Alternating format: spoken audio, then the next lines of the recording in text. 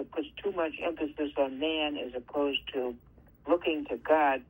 But to just badmouth psychology as being evil, all psychology is a study of the mind. Right. So if you apply psychology with a biblical perspective, I don't see anything wrong with that. And I do know some people, as a matter of fact, where I used to work for 23 years, the nursing director, she ended up getting another job as a Christian counselor. And I know that she always uses the Bible.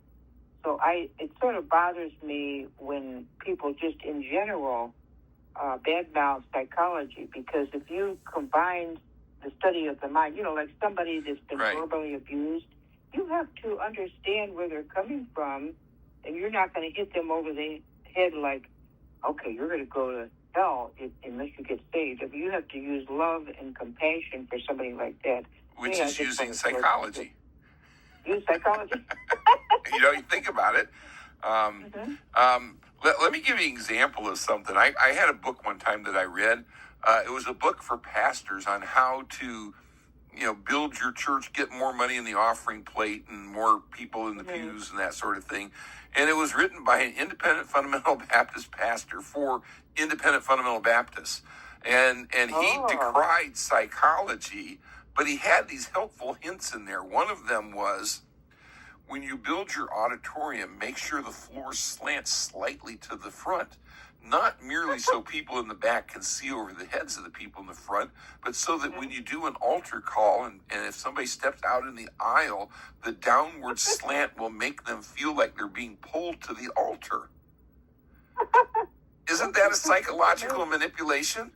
Yes, that's using psychology, I think, somewhat underhandedly, personally. Yeah, that's a little bit. Here's another one, and I've actually seen this in operation. Mm-hmm. You put some people in the church, scattered throughout the auditorium, that during the invitation, that they get up and come forward and pray, whether they need to or not, because somebody that's kind of wavering, if they see somebody else go forward, they're more likely to come forward themselves. Oh. Isn't that psychological manipulation? Yes, it certainly is. Yeah.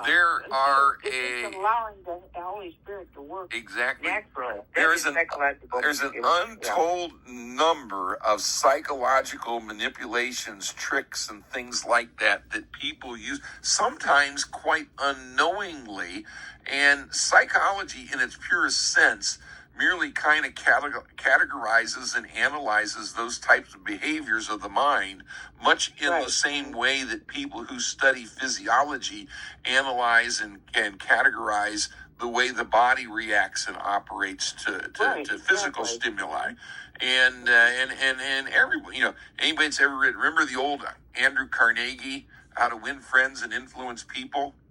Oh, yes, my mother, she took a course on that. Yeah, I remember reading the book a long time ago. She became a really accomplished public speaker. She could speak to 500 people from her Dale Carnegie class. Yeah, I mean, there's all kinds of psychological tips and things in that. Even when you go to college, you go to a seminary and things like that, there's all kinds of stuff that they give you. The old thing, when you start your message, make sure that you start it with a gripping story or something that grabs the attention. That's a psychological tool. That's psychology. Yes, it is. Yes, now, what they're objecting to really is the false theories of Jung and different ones where they came up with some theories and different things that really are not biblical, and some of it is actually rehashed occultic teachings and things like that. And I understand that.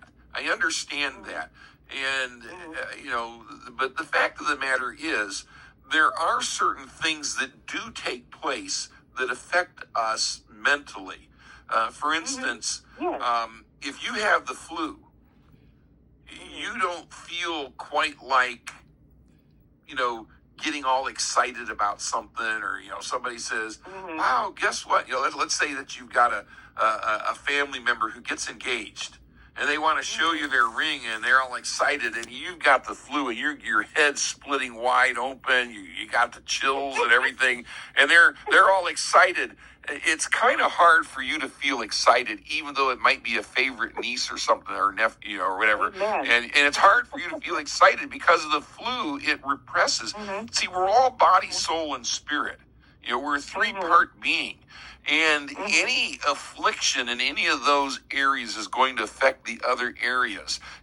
I had the flu one time, and there was a